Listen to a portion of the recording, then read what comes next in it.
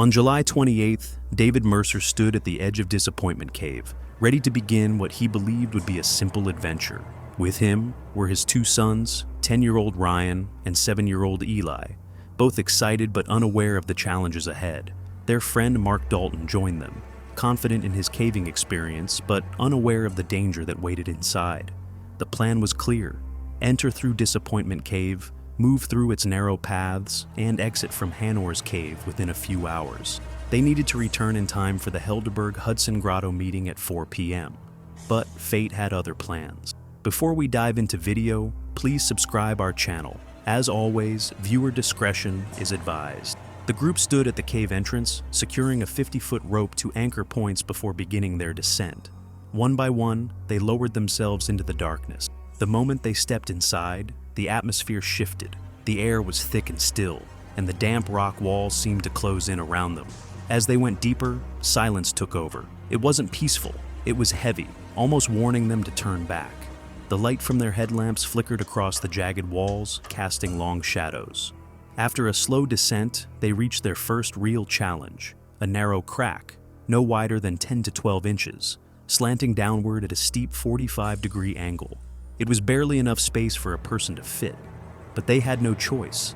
David went first, pressing his body against the cold rock, inching down. Ryan and Eli followed, copying their father's movements, each breath tight and measured. The passage dropped them into a small, 6-foot-long chamber. It wasn't comfortable, but they managed.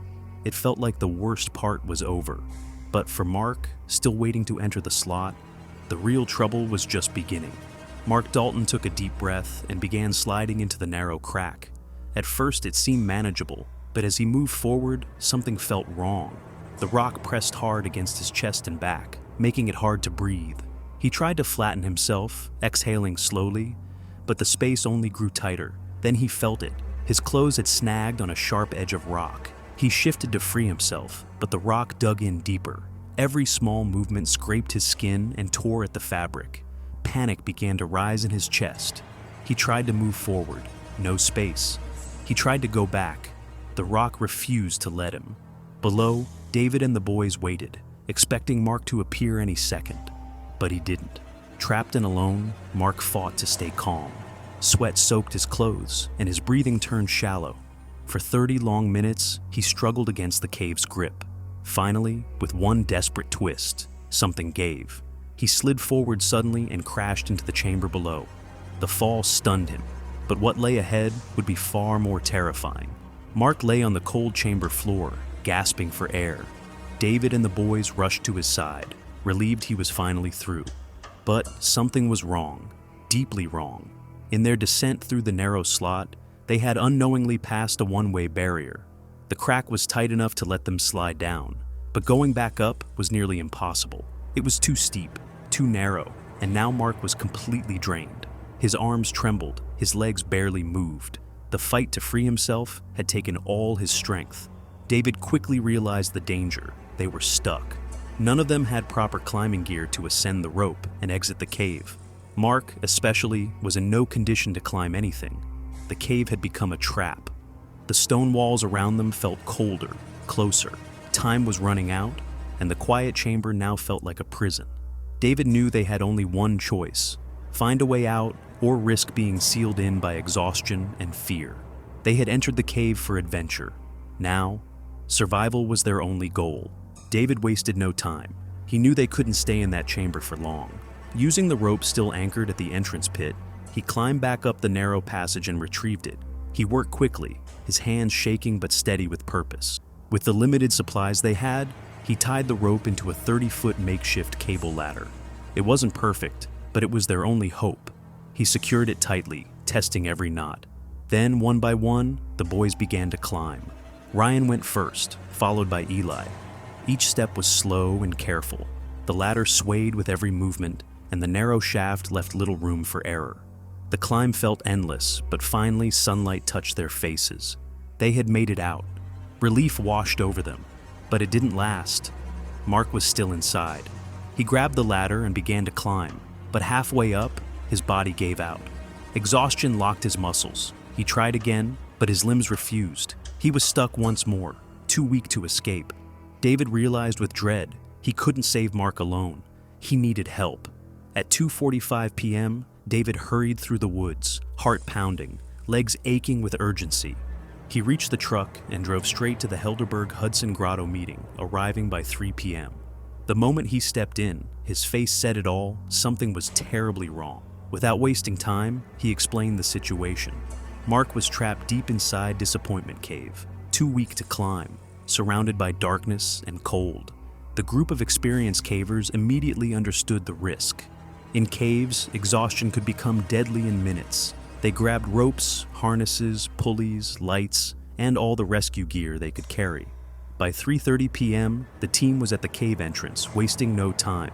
One by one, they descended into the dark, slippery tunnel. Every second counted. They moved fast but carefully, knowing one mistake could make things worse. When they reached the chamber, it was empty. David's boys had made it out. But further ahead, Mark lay slumped against the stone, barely conscious. The race to bring him out alive had begun, and it wouldn't be easy. The rescue team quickly assessed Mark's condition. He was conscious, but barely. His clothes were soaked, his skin pale, and his body trembling from cold and exhaustion. Climbing out on his own was impossible. The vertical shaft above him was tight and dangerous, especially for someone in his state. The team knew the cable ladder wouldn't work again. It had already failed him once. They needed a new plan, and it had to be perfect. They anchored heavy-duty ropes above the pit and threaded them through pulleys. Every knot was double-checked. If anything slipped, Mark could fall and suffer serious injury. Two rescuers carefully secured a harness around him, guiding the rope with steady hands. Then, the call was given. Slowly, the team began lifting Mark. Inch by inch, he rose through the jagged shaft. His shoulders scraped the walls, and his breathing was labored. At one point, they had to pause. His body slumped, barely moving. The final stretch was the hardest. The narrowest section forced him into painful angle, but the team stayed focused, pulling with care. Mark's escape was near. At last, with one final heave, Mark was pulled over the edge. Cold air hit his face as he collapsed onto solid ground, eyes blinking against the fading daylight. The rescuers gathered around him, checking for injuries. Thankfully, there were none, just deep exhaustion and bruised skin. The rescue had taken longer than expected, but it had worked. As the sun dipped below the trees, the group slowly emerged from the cave that had nearly become their tomb. The once quiet forest now echoed with voices of relief. Mark sat on the ground, drinking water, pale but alive. Disappointment. Cave had almost lived up to its name, but not today. The lesson? Even a simple plan can turn dangerous in nature's world. Always be prepared for the unexpected. Never underestimate the environment, and never explore alone or without proper gear. What would you have done in their place? Comment below and let us know your thoughts. And if this story kept you on the edge of your seat, don't forget to like, subscribe, and hit the bell icon for more true survival stories.